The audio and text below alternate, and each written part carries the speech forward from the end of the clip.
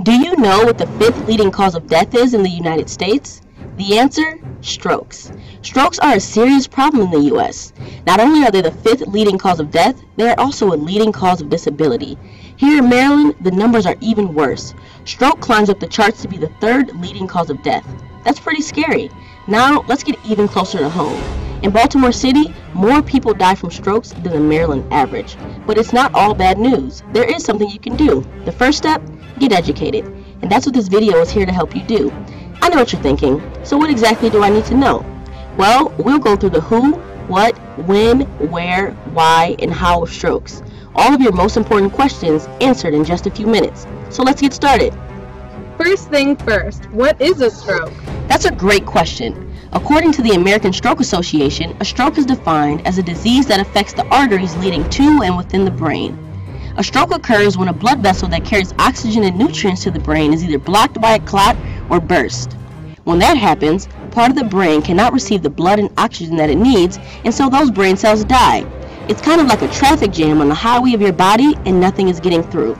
There are several different types of strokes: ischemic, hemorrhagic, and mini strokes, which are called TIAs, or transient ischemic attacks. Ischemic strokes are most common, accounting for 85% of strokes. In an ischemic stroke, there's a blood clot that blocks blood from going to your brain. Hemorrhagic strokes account for 15% of strokes and happen when a blood vessel in your brain is weak and bursts, which causes bleeding. There's only a small amount of extra room in your head, and when that blood builds up, it puts a lot of pressure on the brain. A mini stroke is more like a warning sign that a full-blown stroke is going to occur. It's a short-term stroke that clears up on its own, like a traffic jam that unblocks quickly. They usually last less than 24 hours and let you know that you should get help before a real stroke occurs.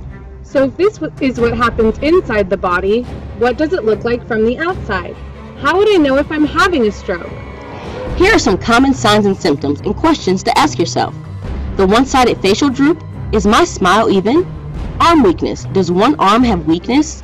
Speech difficulty. Is my speech slurring? Why does the person I'm speaking with look confused? Trouble seeing? Can I see clearly? Motor function dysfunction. Can I walk without problems? Am I losing my balance? Sudden severe headache. Am I having a really bad headache?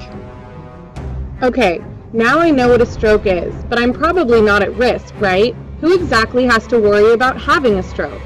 Actually, there are many different things that can put you at risk, and it's important to know if you are. It doesn't mean you need to worry, but it does mean that you need to be informed. Some things can't be helped. We call those non-modifiable risk factors. For example, African Americans and males are both at higher risk of having a stroke.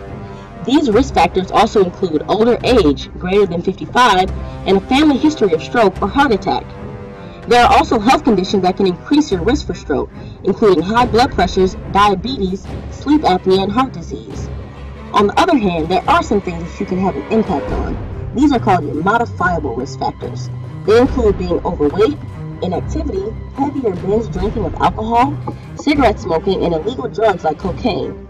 Moral of the story? Know what puts you at risk and make changes where you can. Why is all of this important?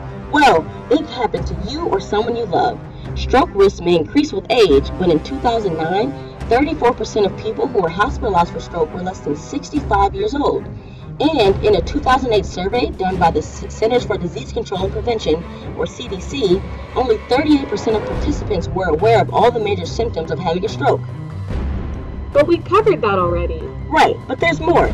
The reason you need to know what a stroke looks like is that the most important predictor of long-term effects and even death after stroke is how quickly you receive treatment. How fast you receive treatment can determine how much of your brain is damaged. In fact, the difference between making a recovery and paralysis or death could come down to just minutes. Okay, so it's important to get treated right away. When it happens, what do I do? It's easy. Act fast. That's FAST. It's the best way to spot a stroke and remember your plan of action. Remember those signs and symptoms we talked about? Well, here they are again. F is for face drooping. A is for arm weakness. S is for speech difficulty. T is for time to call 911. When you notice these symptoms, call 911 immediately, even if the symptoms disappear. Once at the hospital, doctors can begin treatment right away. This treatment may include several different things. Ischemic strokes are treated with a drug called TPA, which works to dissolve the clot and improve blood flow to the affected areas. But here's the catch. TPA can only be administered within 3 hours and up to 4.5 in certain patients. Do you see now why it's important to act fast? I sure do. So now that I know all this, where do I go from here? Well, let's talk prevention. Here's where we see a more uplifting statistic. 80% of all strokes are preventable. Remember all of those modifiable risk factors that we looked at? Make a change, even a small one. Here are some ideas. Control your blood pressure. More than half of all strokes are caused by high blood pressure, so this is the most important risk factor to control. Exercise regularly. Decrease and manage your stress. Maintain a healthy weight. Limit your salt and alcohol intake. Decrease the amount of cholesterol and fat in your diet and increase the amount of fruits and vegetables. Stop smoking and avoid drug use. Control your diabetes and blood sugar and get treatment for sleep apnea. This has really opened my eyes. How can I get more information? Well, there are many great organizations and websites that you can go to. Here are a few. The American Stroke Association has information for the public, including the FAST resource and facts about stroke. The National Institute of Health website includes interactive videos for health education. The National Stroke Association has applications for therapy, wallet cards, stroke risk scorecards, a stroke hotline, and sponsored events. Each of these websites offers rehabilitative information, virtual support groups, and may help you find local support in the community. You can also make an appointment to talk to your healthcare provider. ¿Necesita información en español? Hay varias organizaciones que ofrecen recursos en su idioma que están listados aquí. Well, there you have it. The who, what, when, where, why, and how of strokes. We hope that this has been a quick and informative introduction to a very important topic. Please don't hesitate to reach out to the resources provided. And remember, when it comes to strokes, act fast.